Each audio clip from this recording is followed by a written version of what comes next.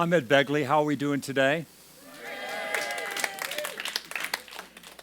I'm trying to remain hopeful.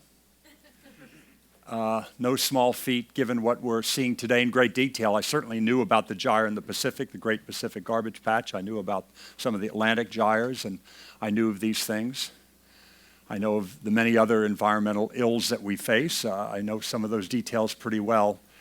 But, where's the hope? And I promise you I will get to a hopeful message today. You just got to give me a few minutes. Because without hope, what are we going to do? That's one of the two great lies. And there are two that I've always been aware of. One great lie, there is no hope. Let's just watch it all unfold on the big screen TV and get a sixer and, relax, and there's nothing you can do. So why bother? That is a lie. I know, and I'll give you evidence of why that's a lie. I promise you. The other lie that is gaining popularity is that there is no problem. Back to your houses, folks, nothing to see, no problem. And that, as you know, with climate change and other things, is, that lie is gaining. A year and a half ago, there was 60-some-odd% of the U.S. population believed in climate change, human-induced climate change. Now it's 40-something, 48, I can't remember. It's not good. So Fox News is winning. Glenn Beck and Rush Limbaugh are winning on that front for now. A lot of people think there is no problem. Well, there are problems, and there is hope. What do we do about this problem with plastics? I'm not sure what the final solution to it all is, but I have a couple of thoughts. You've heard many of them today, much more eloquently than I could ever possibly speak to the issue.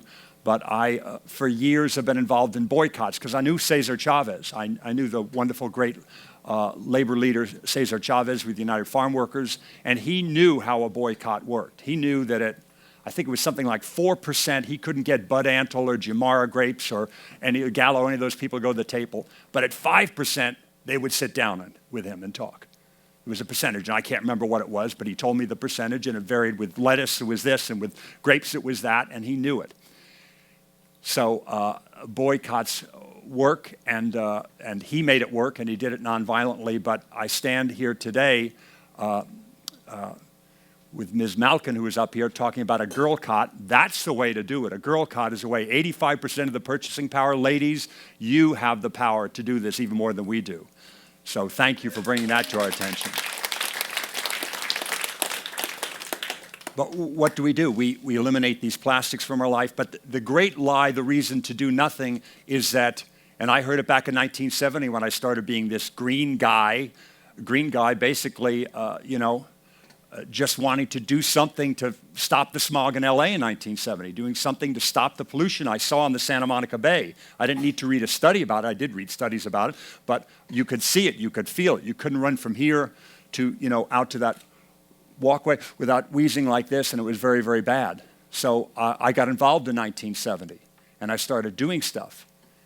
And people thought it was pretty wacky back in 1970. You think it's wacky now, riding a bike around to an event. It was it was not at all hip to ride a bike in 1970.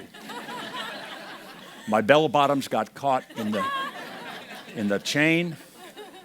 The wind resistance from my afro slowed me down incredibly. But I stayed with it because I did all this stuff, recycling. I know now recycling of plastics is basically putting lipstick on a pig, It really isn't ultimately the way to go to really solve the problem, and I'll talk about that a bit. But other aluminum, what have you, has some worth in recycling of other things. All recycling has some value, but it's a distraction, it's a Band-Aid in the case of plastics, because not all of it winds up where it's supposed to be. And there's a lot of toxicity in that recycling process with a lot of these different materials. So the idea of generating mountains of trash and recycling is not good. But what I did in 1970, apropos of a boycott, I knew about Cesar Chavez and I knew that boycotts work, but I started doing all this stuff that was within my budget. And if you want to look on the internet what I was doing in 1970 as an actor, not bloody much. The point is I didn't have a lot of money. I couldn't afford solar panels or hybrid cars or fancy stuff. And I did all that cheap and easy stuff. And what happened next it was kind of surprising to me in a way. I saved money. I was actually saving money because I did all this stuff that I could afford. I started riding my bike, to get around even more than I already did. I always had a paper route and stuff. I always rode a bike, but I rode it even more. I took public transportation to get where I was going, and I did all that stuff and composting and all that stuff. I became a vegetarian. I ate lower on the food chain, which I had heard was better for the environment, and that was cheaper. And I even bought an electric car. I actually did buy an electric car in 1970. People think I'm making that up. Thank you. It was a tailor-done electric car. They still make electric cars today. When I say car, I'm being quite grand. We're talking about a golf cart with a windshield wiper and a horn, okay? It had a top speed of 20 miles an hour, had a range of about 20 miles, but I went around town in it. And it was not at all cool on a date, I'll tell you. I took a few dates in the electric car. When you're taking your date somewhere in an electric car that has a top speed of 20 miles an hour, and there are kids passing you on Hot Wheels, giving you the finger, it's not very, but I did it. It was cool to some people, fortunately, and I did it, and I felt good because I felt like I was doing my small part to clean up the smog. And now, even though we have 4 times the cars in LA from 1970, here comes the hope. 4 times the cars and millions more people, we have half the ozone, half the PM 2.5, half the nitrogen oxides. We have headed in the right direction. Anybody who lives here knows, used to, in the San Fernando Valley, many parts of the city, it was hard to breathe nearly every day of the year. We're headed in the right direction. We can do this. That's a big ticket item. Where's the hope in other things? That ozone hole we all heard about.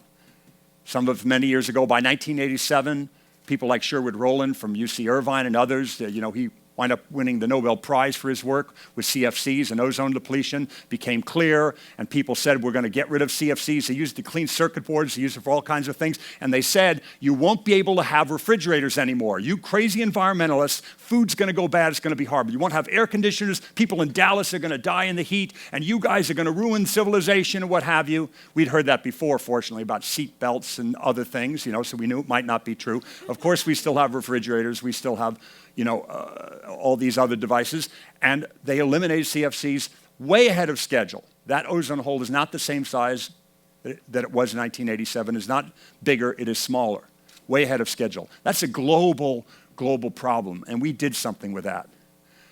What are we going to do about this gyre in the Pacific and elsewhere? I don't know. I labored under the same delusion many people labored, like 5 years ago when I started here, but wow, they got to start skimming that stuff up.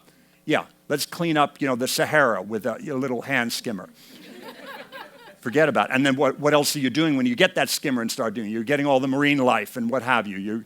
What kind of mesh net would you use to get the right amount of plastic out? You take all the marine life, all the life out of the top. You can't do it. You can't do it. What are we going to do? Well, what we're going to do is the following, because we've been like that metaphor that my friend Paul Connett talks about. We've been like that person with a leaky bathtub. We've been a person with that leaky bathtub, and the bathtub is leaking, and it's ruining the floor, and the water's going all over everything. We go, well, I'll keep a little bucket there, and I'll kind of bail some of the water out of the bathtub whenever I go near the bathtub because it's leaking, and what have you, and that'll keep it from overflowing. And that doesn't work, and it starts ruining the floor. So we'll get a bigger bucket, and we'll start to really bail it out, and what have you. At some point, you have to have a big wrench with teeth, and you have to shut off the spigot. That's what you need to do, to stop the single-use plastic, and we can do that. We have the power in this room to do that.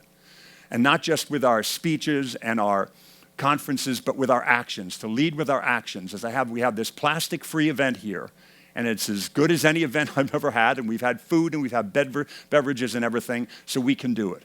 And we do it in our personal lives. And I'm just so grateful to Deanna Cohen and to Jackson Brown for the leadership, for getting me involved in this, because I have my issues, air quality issues, and they're worthy, and many other issues, public transportation, and I do those things. I'm glad I do.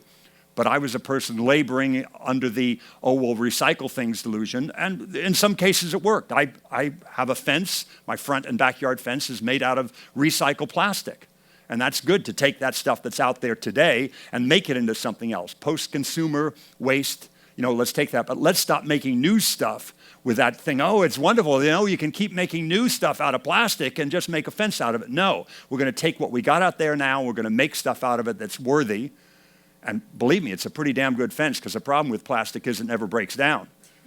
Now, the good thing about plastic is when I made a fence out of it, it never breaks down. And do those things for what we have today, but not make any more of this single-use plastic. And most importantly, when you hear the social justice issues, what happens to those recycled materials and the way it diminishes people's lives, we have to eliminate it for that reason too. Recycling can be very, very dirty with e-waste and other things. We must all live simply so that others can simply live. Thank you so much. Thank you. Thank you.